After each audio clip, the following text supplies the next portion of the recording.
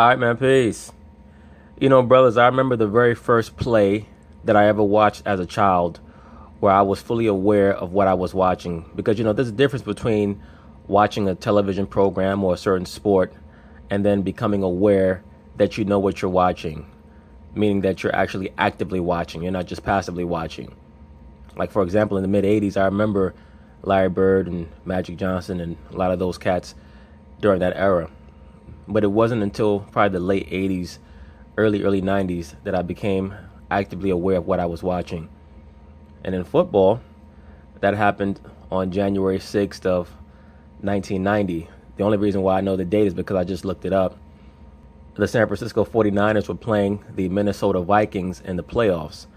And the first football play that I ever saw when I was actively aware of what I was watching was a crossing pattern that Joe Montana threw to Jerry Rice. And of course, Jerry Rice took it to the house for 72 yards and a touchdown. The play is on YouTube if you look it up. It was a 1990 playoff game between the San Francisco 49ers and the Minnesota Vikings. And I remember thinking as I watched that play, like, wow, who is that?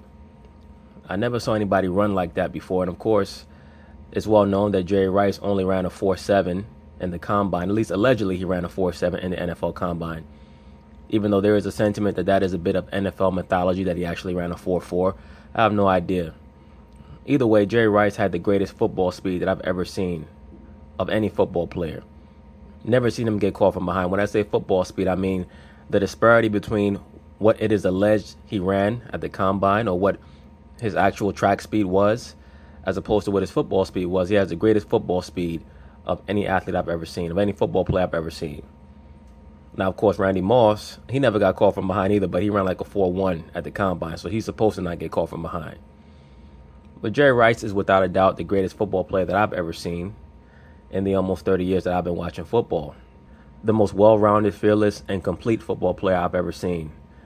If we were to just look at what's expected of the wide receiver position, that you be able to catch every pass thrown to you, that you be a good blocker, a great runner after the catch, be able to stretch the football field, meaning run deep patterns, be able to beat double teams, be able to win 50-50 matchups against the top cornerbacks. Jerry Rice had it all.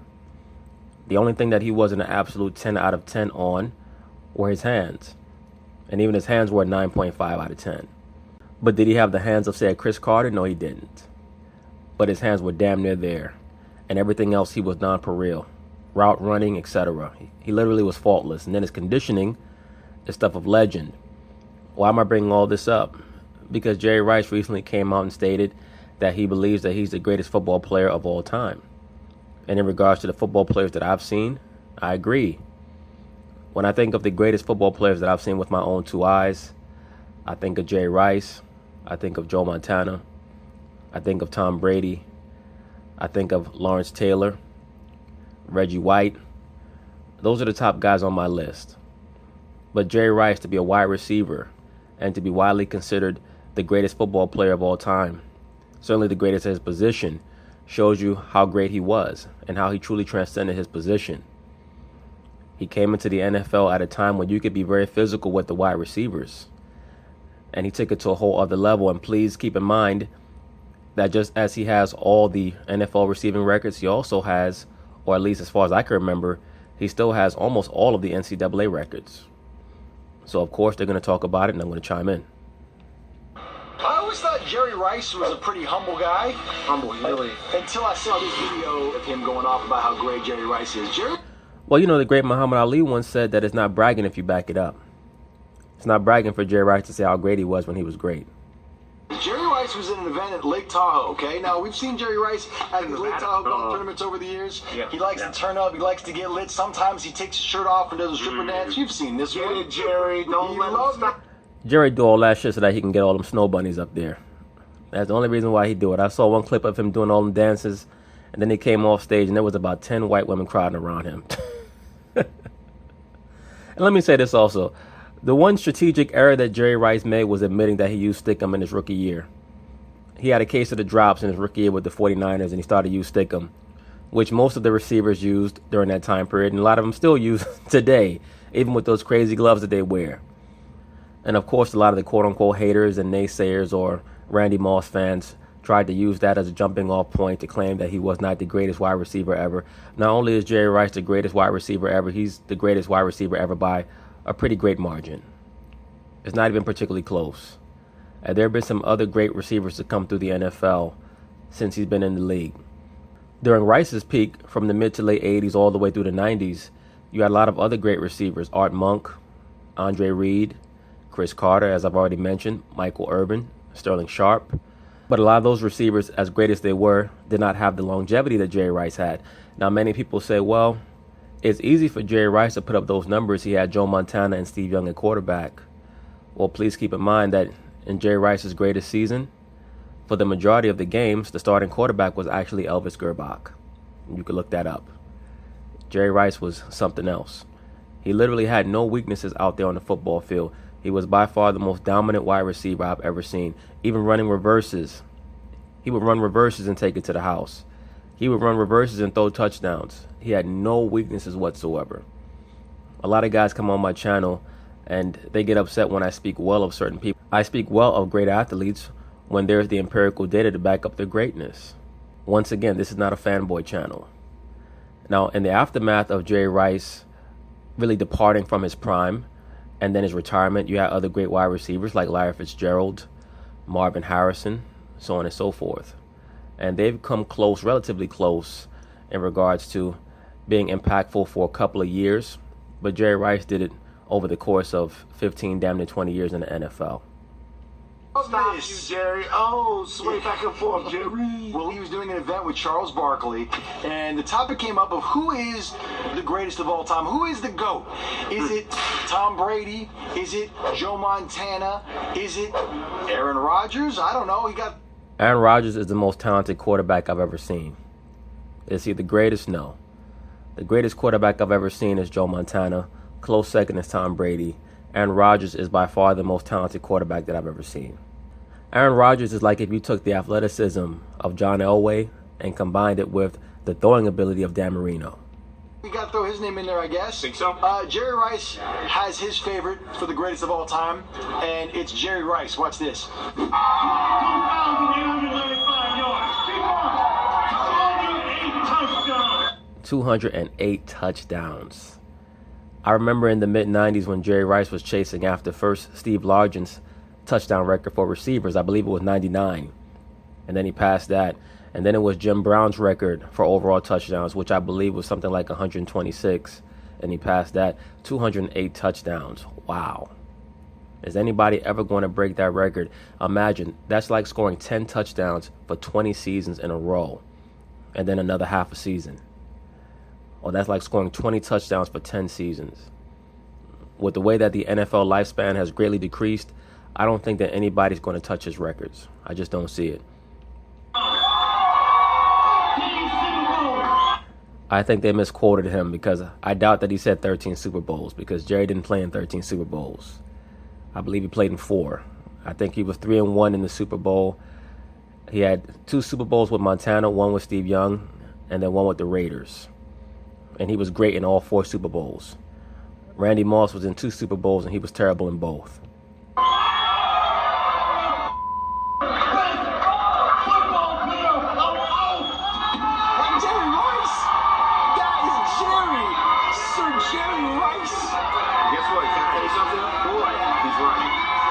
Jerry Rice is the greatest bleeping football player of all time. Yes, he is.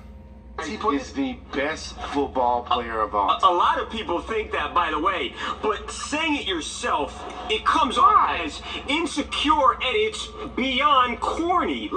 No, not quite. Like Max Kellerman states, sometimes if you don't toot your own horn, there won't be any music for you. I don't think it's corny at all. Was it corny when Ali said he was the greatest of all time? Nope. Yeah. Let me say this, Ali did say that, but please keep in mind, that was part of Muhammad Ali's marketing strategy. He was actually calling himself the greatest when he was 19, 20 years old. He actually had a quote. He said, "I called myself the greatest before I even knew I was." So that was him acknowledging that that was a marketing strategy. It just ended up that he actually was the most talented and naturally gifted heavyweight of all time, arguably the most talented and naturally gifted fighter of all time. Do I think that Ali's the greatest fighter of all time? No, I don't. There were just too many holes in his game. But in regards to being the most naturally gifted heavyweight of all time, I don't think there's any doubt about that. At 210 to 215 pounds, he could move like a welterweight. He was faster than most welterweights.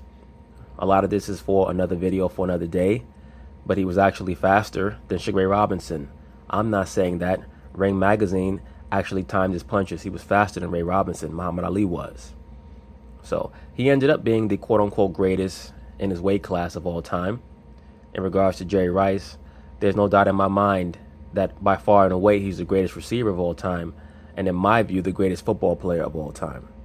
Yeah, and Ali was saying that when he was fighting. Jerry, you're 55 years old. And he's got, that means You're closer to the Social Security check than seeing a football field. What difference does that make? All that means is that he has the numbers to back it up. Absolutely.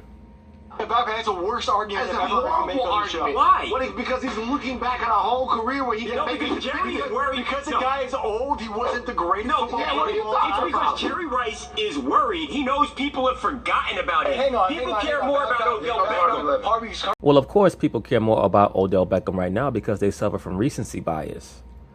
Odell is the most popular wide receiver playing today, but he's not even the best wide receiver today. The best wide receiver today is Antonio Brown. And I'm on record as stating that Antonio Brown is the greatest wide receiver that I've ever seen all around outside of Jerry Rice. But even he does not compare to Jerry Rice.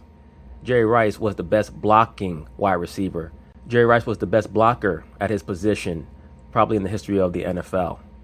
Go look at some of those plays, especially in the late 80s, when the 49ers would run draw plays to Roger Craig, and Roger Craig would break the run wide open. Jerry Rice and John Taylor would be 40, 50 yards down the field blocking their man, cornerbacks, safeties, whatever it took.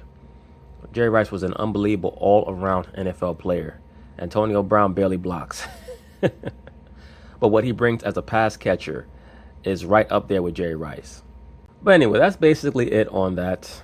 I don't think that it's much of a conversation in regards to who the greatest NFL player of all time is, at least in the modern era. You certainly can make an argument for Jim Brown back in the 60s. You can make an argument for Lawrence Taylor. You can make an argument for Tom Brady and Joe Montana. I don't see anybody else. In regards to overall talent, you can certainly make an argument for Aaron Rodgers. But Aaron Rodgers has not accomplished enough in the overall team setting, and I think that he's come up short too much in the playoffs to ever be considered the greatest player, much less even the greatest quarterback. But I think that he's come up short too much in pressurized settings in the playoffs to ever be considered the greatest quarterback, much less the greatest player.